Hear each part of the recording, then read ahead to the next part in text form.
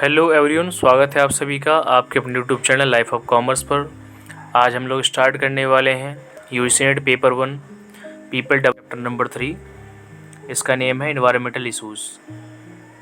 Already हम लोग complete कर चुके हैं चैप्टर नंबर 2 को, तो आप उसकी वीडियो देख सकते हैं। इसका लिंक मैं आपको डिस्क्रिप्शन में दे दूँगा, ठीक है जी। और प्रॉपर इसकी प्लेलिस्ट बनी हुई है चैप्टर 1, चैप्टर 2, चैप्टर 3, और साथ में जो उसके पहले के जो आपके टॉपिक्स हैं, जैसे टीचिंग एप्टीट्यूड हो गया, रिसर्च एप्टीट्यूड, कम्युनिकेशन, इन सब की भी हमने प्लेलिस्ट बना रखी है, ठीक है जी। तो आप चैनल को सब्सक्राइब करें और अपने दोस्तों के साथ शेयर करें, क्योंकि इसमें आपको टॉपिक तो मिलते ही हैं यूजी नेट के जितने भी हैं डेली बेस पर, और प्लस में जो आपको अपडेट होती है नई वो आपको इस चैनल पर मिलती रहती है।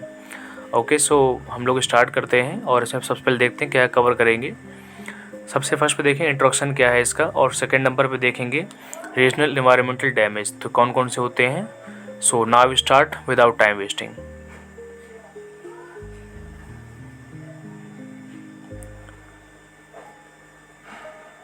सबसे फर्स्ट में इंट्रोडक्शन है।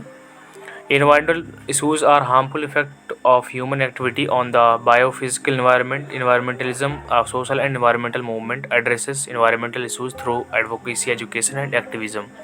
Our environment is constantly changing, which no one can deny. With these great environmental changes, it becomes highly important for us to become increasingly aware of the environmental problems as well. With the monumental inundation of natural disasters, warming and cooling periods, different type of environmental problems are earth is facing.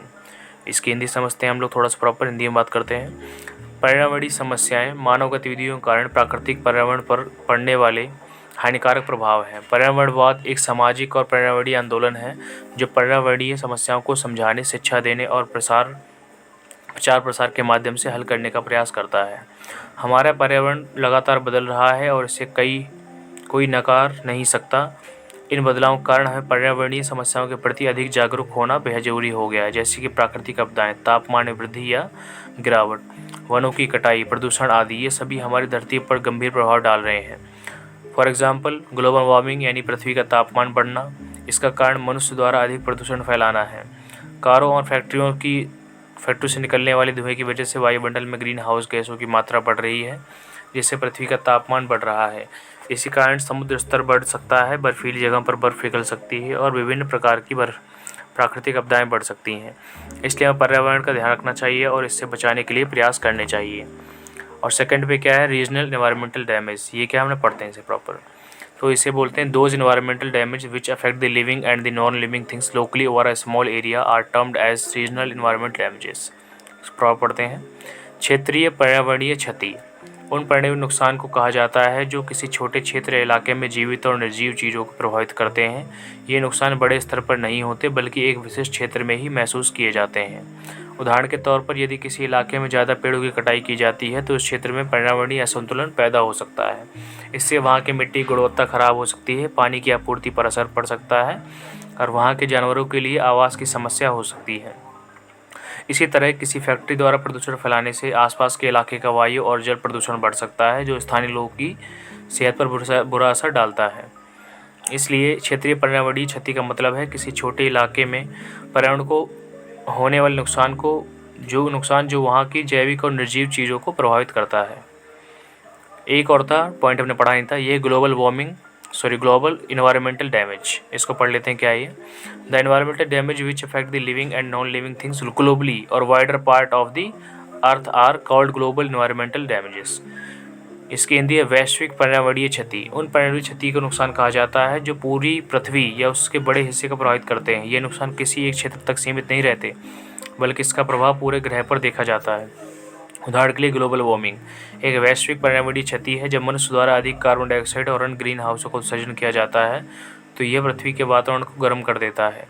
इसका असर दुनिया भर में महसूस होता है, जैसे समुद्र का स्तर बढ़ना, बर्फीली जगहों पर बर्फ़ का पिघलना और प्राकृतिक आपदाओं का बढ़ना, जैसे तूफान, बाढ़, सूखा। तो इस तरह ओजोन परत का नुकसान भी एक वैश्विक पर्यावरणीय समस्या है। ओजोन परत पृथ्वी को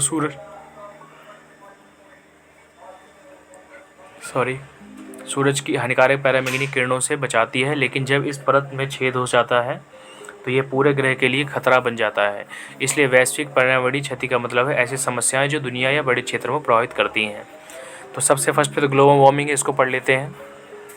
Atmospheric gases like carbon dioxide, nitrogen oxide, methane, chlorofluorocarbons, and water vapor have the ability to trapping the outgoing radiation from the surface of Earth. Such trapped infrared radiation by the Earth's surface cannot pass through these gases present in the atmosphere and exhibits the thermal energy or heat in the atmosphere. As a result, the temperature of the atmosphere is on rise globally. The phenomena of increase in temperature, example heating in greenhouse, are known as greenhouse effect. जैसे global warming वह प्रक्रिया है जिससे पृथ्वी का तापमान धीरे धीरे बढ़ रहा है और इसका मुख्य कारण वायुमंडल में कुछ गैसों का बढ़ता हुआ स्तर है। इन गैसों को ग्रीन हाउस गैस कहा जाता है। ये गैसें जैसे कार्बन डाइऑक्साइड होगी, नाइट्रोजन ऑक्साइड है, मीथेन है, क्लोरोफ्लोरोकार्बन्स हैं और जलवाष्प सूर्य से आने वाली गर्मी को पृथ्वी की सतह से बाहर जाने से रोक देती हैं और उसे वायुमंडल में ही फंसा लेती हैं। ठीक है, जब ये गर्मी वायुमंडल में फंसी रहती है तो पृथ्वी का तापमान बढ़ता है, जैसे ग्रीन हाउस में होता है। ग्रीन हाउस में भी सूरज की रोशनी आती है लेकिन गर्मी बाहर नहीं निकल पाती और अंदर ही फंसी रहती है, जिससे तापमान बढ़ सकता है। उदाहरण जैसे अगर कारों और फैक्ट्रियों से बहुत अधिक प्रदूषण होता है तो वातावरण में कार्बन डाइऑक्साइड और मीथेन जैसी गैसें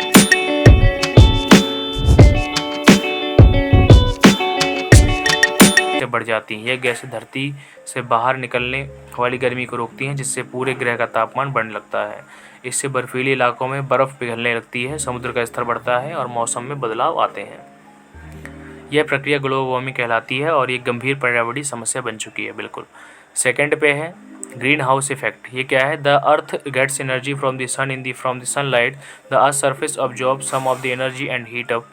That's why the surface of a road can feel hot even after the sun has gone down, because it has absorbed a lot of energy from the sun.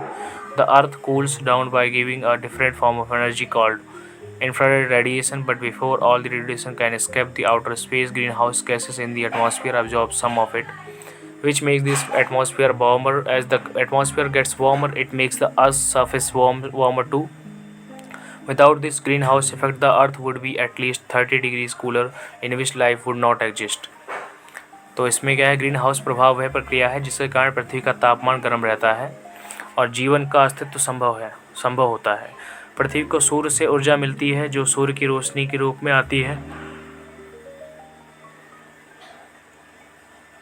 यह ऊर्जा पृथ्वी की सतह द्वारा सोखी जाती है, जिससे पृथ्वी का तापमान बढ़ जाता है। जैसे यदि दिन में सूरज चमकता है तो सड़क या अन्य सतहें गर्म हो जाती हैं, क्योंकि उन्हें सूर्य से बहुत सारी ऊर्जा सोखी होती है। हालांकि जब सूर्य अस्त होता है तब पृथ्वी अपनी गर्मी को इंफ्रारेड रेंज के रूप में बाहर की ओर छोड़ती है, लेकिन पृथ्वी से निकलने वाली यह गर्मी पूरी तरह से बाहर नहीं जा पाती, क्योंकि ग्रीन हाउस गैसें जैसे कार्बन डाइऑक्साइड, मीथेन, जलवाष्प वायुमंडल में मौजूद होती हैं। ये गैसें कुछ हद तक इस गर्मी को सोख लेती हैं और फिर उसे फिर से वायुमंडल में ही वापस छोड़ देती हैं, जिससे वातावरण गर्म हो जाता है। जैसे ही वातावरण गर्म होता है, पृथ्वी की सतह भी गर्म हो जाती है। उदाहरण के लिए ग्रीन हाउस की तरह जो सूरज की गर्मी को अंदर रखता है और तापमान को बढ़ाता है, वैसे ही पृथ्वी का वातावरण ग्रीन हाउस गैसों के प्रभाव के कारण पृथ्वी की गर्मी को अंदर बनाए रखता है। बिना ग्रीन हाउस प्रभाव के पृथ्वी का तापमान लगभग 30 डिग्री कम होता है और जीवन का अस्तित्व संभव नहीं होता। इसलिए ग्रीन हाउस प्रभाव पृथ्वी के लिए जीवन के लिए जरूरी है, लेकिन जब यह बढ़ जाता है तो ग्लोबल वार्मिंग जैसी समस्याएं उत्पन्न होती हैं। थर्ड पे है green house gases.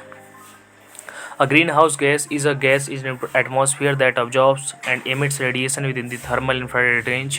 This process is the fundamental cause of the greenhouse effect. The primary greenhouse gases in Earth's atmosphere are water vapor, carbon dioxide, methane, nitrous oxide, ozone, and chlorofluorocarbons. Water vapors contributes to 36 to 72% of greenhouse effect. Carbon dioxide arises from burning fossil fuels.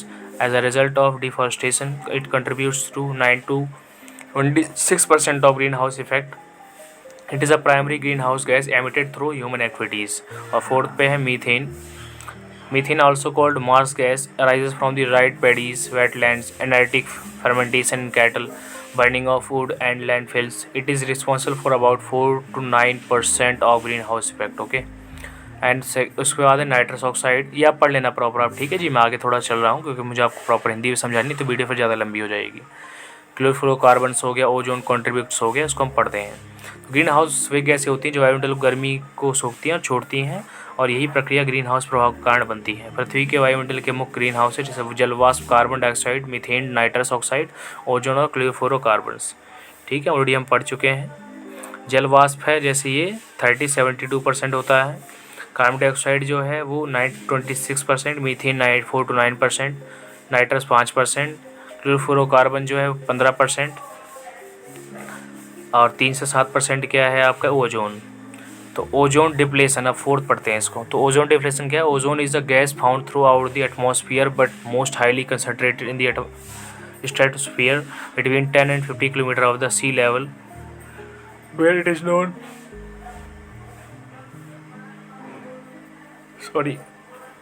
where it is known as the ozone layer. The ozone layer forms a protective shield from the earth from the harmful ultraviolet radiation from outer space, particularly UV rays, which affects DNA molecules, causing damage to the outer surface of plants and animals and also marine life. In humans, it causes skin cancer, eye cataracts, and it's a general immunosuppressant. Ozone holes, इसके अंदर ozone holes हैं, pollution है, ठीक है। इनको आप proper पढ़ना, मैं आपको हिंदी पढ़ के बताता हूँ इसकी। तो ओजोन गैस पृथ्वी के वायुमंडल में पाई जाती है, खासकर स्ट्रेटोस्फीयर में, जहाँ इसे ओजोन परत कहा जाता है। यह ओजोन परत पृथ्वी को बाहरी अंतरिक्ष से आने वाली हानिकारक अल्ट्रावायलेट किरणों से बचाती है, खासकर यूवी किरणें जो पौधों, जानवरों और समुद्री जीवन के लिए हानिकारक होती हैं और इंसानों में त्वचा कैंसर, आंखों के मोतियाबिंद और शरीर की आंखों में प्रतीकात्मक क्षमता को कमज़ोर करती हैं। 1983 में ब्रिटिश अंटार्कटिक सर्वे द्वारा अंटार्कटिका के ऊपर ओजोन छिद्रों का पता चला। ओजोन परत बहुत तेज़ी से पतली होती जा रही है और छिद्र बन रहे हैं, क्योंकि ओजोन का एक छोटा हिस्सा हर साल प्राकृतिक रूप से फिर से बनता है। प्रदूषण तब होता है जब प्राकृतिक संसाधन जैसे वायु, जल और मृदा की गुणवत्ता खराब हो जाती है, जिससे वातावरण में हानिकारक पदार्थ बढ़ सक जाते हैं। ये पदार्थ प्राकृतिक या मानव निर्मित हो सकते हैं। उदाहरण के लिए कारों से निकलने वाली गंदगी या औद्योगिक धुएं से वायु प्रदूषण होता है। So now we have completed our chapter number 3 environmental issues. I hope आपको सारी चीज़ प्रॉपर समझ में आई होंगी, ठीक है जी। तो ये सारी चीज़ कंप्लीट है। मैं पहले बता चुका हूँ कि ऑलरेडी आपकी सारी प्लेलिस्ट कंप्लीट है, तो मैं आपको इसका लिंक दे दूँगा, तो प्रॉपर आप जाके सारी चीज़ें देख सकते हैं, ठीक है। सो ये हमारे चैनल है, आपको जो बना हुआ है इसका स्टार्टिंग फेज़ है, तो प्लीज़ को सपोर्ट करें, चैनल को सब्सक्राइब करके ना जाएं, बिना सब्सक्राइब करे ना जाएं, ठीक है जी। तो thank you for watching this video, have a great day.